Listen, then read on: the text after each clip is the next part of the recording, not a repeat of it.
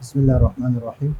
آج کا ہمارا سبق ہے 38 نمبر سبق ہے، فصل الفاعل۔ مرفوعات میں سے پہلی قسم جو ہے وہ فاعل ہے، اور فاعل کو کیوں مقدم کیا؟ تو اس لیے مقدم کیا کہ یہ جملہ فعلیہ کا جز بن رہا ہے، جملہ فعلیہ کا جز بن رہا ہے، اور جملہ فعلیہ جو ہے یہ سارے جملوں میں یہ سب سے اصل جو ہے جملہ فعلیہ ہے، اس وجہ سے فاعل کو مقدم کیا۔ اب یہاں سے لے کر کل اسم قبل و فعل او صفت اسند الیہ، یہ ابھی یہاں تک یہ اسم فاعل کا یعنی فاعل اسم فاعل نہیں بلکہ فاعل کی تعریف ہے۔ فاعل الفاعل کل اسم قبلہ فعل او صفت اسند الیہ على معنى أنه قام به لا وقع عليه، نحو قام زيد ضارب أبوه عمرا وما ضرب زيد عمرا۔ یہ اس کے اعراب ہے۔ اب یہاں پر کل اسم ہر وہ اسم، فاعل کیا ہے کہ ہر وہ اسم سے مراد چاہے اسم کیا ہو، اسم صریح ہو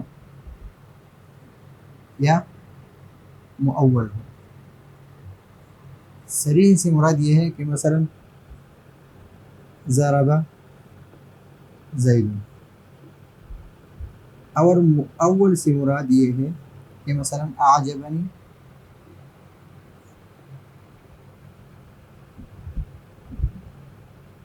ان یضرب زید، تو یہ پورا جملہ جو ہے ان مصدریہ کی تعبیر میں ہو کر یہ فاعل بن رہا ہے کس کے لیے؟ اعجب فعل کے لیے، اور یہ اگرچہ صریح اسم نہیں ہے بلکہ یہ کیا ہے، مؤول ہے اور اسم ہے، اور اس کے لیے بن رہا ہے۔ تو کل اسم سے مراد یا صریح ہے وہ مؤول ہو جو بھی ہو یہ اس میں داخل ہے۔ قبلہ فعل، ہر وہ اسم جس سے فعل ہو، جس سے پہلے کیا ہو، فعل ہو، مثلا ضرب زید، اس سے پہلے فعل ہو، او صفت، مثلا زید ضارب ابوہ عمرا۔ ابھی یہاں پر مثال جو ہے یہ فاعل یہاں پر یہ ہے، یہ نہیں ہے، بلکہ مثال، اس مثال میں یہ جو ہے یہ فاعل ہے، اور اس سے پہلے کیا ہے، صفت ہے، اور صفت سے مراد اسم فاعل، اسم مفعول، صفت مشبہ، اور اسم تفضیل، اور یہ فعل کی طرح عمل کرتا ہوں، مثلا مصدر ہے، اور اسم فعل،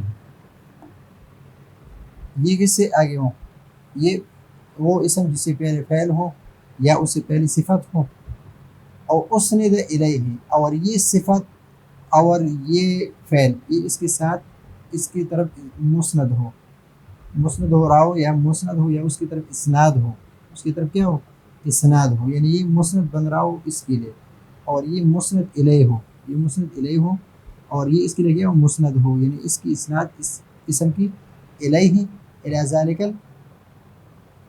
الیہ الی ذالک الاسم، اس اسم کی طرف ہو۔ لیکن اسناد سے کیا مراد ہے؟ ابھی اسناد جو ہے یہاں پر یہ مسند، یعنی اسناد ہو کس کی طرف، اس کی طرف اعلی معنی، لیکن اسناد سے مراد یہ ہے کہ اعلی معنی انہ قام به، اعلی انہ قام به، اسناد کا مطلب یہ ہے کہ وہ فعل جو ہے یہ اس کے ساتھ قائم ہو، کس کے ساتھ قائم ہو، یہ فعل یہ اسم کے ساتھ قائم ہو، لا وقع علیہ یہ اس پر واقع نہیں ہو، یہ اس پر واقع نہ ہو، تو یہ لا وقع علیہ۔ اب یہاں پر ضربہ زید، ضربہ زید، تو یہاں سے علامات انہ قام به، انہ قام به، تو یہاں سے مراد یہ ہے کہ یہ بصیغہ معروف ہو، یعنی معروف کا صیغہ ہو، مجہول کا نہ ہو، اس لیے کہ یہاں پر بھی یہ اسم ہے، اس سے پہلے کیا ہے؟ فعل ہے، اس فعل کی اسناد اس اسم کی طرف ہے، اس فعل کی اسناد اسم کی طرف ہے، لیکن یہاں پر جو ہے بصیغہ مجہول ہے، یہ فعل اس کے ساتھ قائم نہیں ہے، بلکہ یہ فعل اس اسم پر واقع ہے، یہ فعل اسم کے ضرب جو ہے یہ واقع ہے کس پر؟ زید پر واقع ہے۔ تو یہاں پر کس سے احتراز ہے؟ نائب فاعل سے، نائب فاعل سے احتراز ہے کہ نائب فاعل اس اسم فاعل کی صفت میں کی تعریف میں داخل نہ ہو۔ لیکن ایک بات دوسری بات یہ ہے کہ قامہ ماتا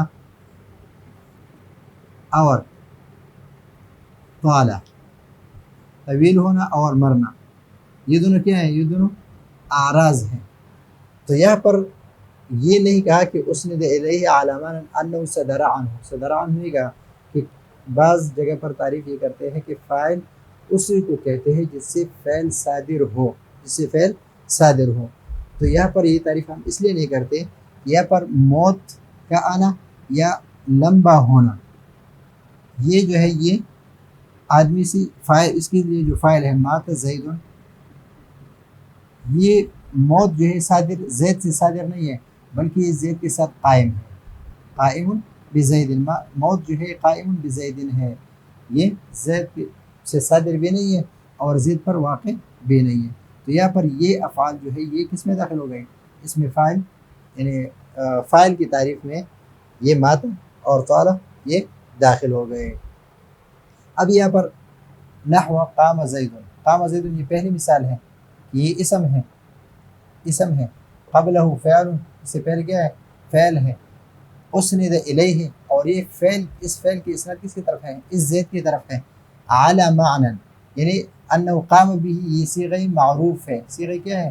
معروف ہے، اس لیے کہ قیام جو ہے یہ واقع ہے، قیام جو ہے یہ قائم ہے کس کے ساتھ؟ زید کے ساتھ قائم ہے، اور یہ قیام اس پر واقع نہیں ہے، اور یہ صیغہ لازم ہے، یعنی فعل لازم ہے، فعل لازم ہے۔ ابھی دوسری مثال ہے زید، تو ابھی زید جو ہے یہ فاعل نہیں ہے، یہ مبتدا ہے، ضارب صیغہ اس میں صفت ہے، اس میں فاعل ہے، صیغہ صفت ہے، اس میں فاعل، اور ابوہ مضاف مضاف الیہ ہے، اور یہ فاعل بن رہا ہے کس کے لیے؟ ضارب صیغہ اس میں فاعل کے لیے، تو یہ بھی کل اسم قبلہ صفت، کل اسم قبلہ صفت اسند الیہ، اس صفت کی اسناد کس کی طرف ہو؟ اس اسم کی طرف ہو، اور علامات انہ قام به، اور ضرب جو ہے یہ اس سے قائم ہے، اس کے ساتھ قائم ہے، اور ضرب اس پر واقع نہیں ہے، ضرب کس پر واقع ہے؟ عامر پر واقع ہے، تو اگر ہم یہ کہیں کہ ضارب یا مضروب، اس سے وہ مضروب والا صیغہ جو ہے وہ نکل گیا، مضروب ابو، تو ابھی ابوہ جو ہے یہ نائب فاعل ہے، کیا ہے؟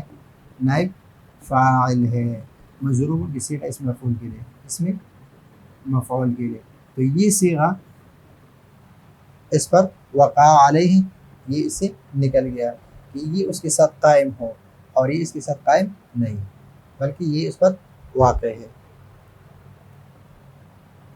وما ضرب زید، تو وما ضرب زید میں تو ضرب اس کے زید کے ساتھ قائم نہیں ہے، زید کے ساتھ قائم نہیں ہے، تو یہاں پر جواب اس کا یہ ہے کہ یہاں پر اسناد جو ہے مطلق ذکر ہے، اس کے ساتھ اسناد ہو، اور وہ اسناد مطلق ہے، چاہے اسناد سلب ہو یا ایجاب ہو، اسناد سلبی ہو یا اسناد ایجابی ہو، جو بھی ہو. یہاں پر اسناد کیا ہے؟ ایجابی ہے. یہاں پر اسناد کیا ہے؟ سلبی ہے. جو اسناد ہے زید کی طرف یہ کیا ہے؟ سلبی ہے. تو یہ ہے آج کا ہمارا سبق کہ ہر فاعل کس کو کہتے ہیں؟ کہ ہر وہ اسم کہ اس سے پہلے فعل یا صفت ہو اور اس فعل اور صفت اس اسم کی طرف اسناد ہو، یعنی اس کے لیے مسند بن رہا ہو اور وہ اسم اس کے لیے مسند الیہ ہو. اور پھر اسناد سے مراد یہ کہ علامات انه قام به، یعنی بصیغہ معروف ہو، بصیغہ مجہول نہ ہو، لا وقع علیہ، ایسا نہ ہو کہ نائب فاعل جو ہے اس سے نکال رہا ہے لا وقع علیہ کہ ضرب زید، یہ بھی اسم ہے، اس سے پہلے فعل ہے اور فعل کی اسناد اسم کی طرف ہے، لیکن یہاں پر ضرب جو ہے یہ اس کے ساتھ قائم نہیں ہے، بلکہ ضرب جو ہے اس زید پر واقع ہے. تو اس سے احتراز ہے، اس کو نکال رہا ہے. اور آگے جو مثال ہے اس کو ہم نے تفصیل سے ذکر کیا ہے. تو یہ ہے آج کا ہمارا نحو کا 38واں سبق. اگلے سبق کے لیے اجازت چاہتے ہیں. اللہ حافظ.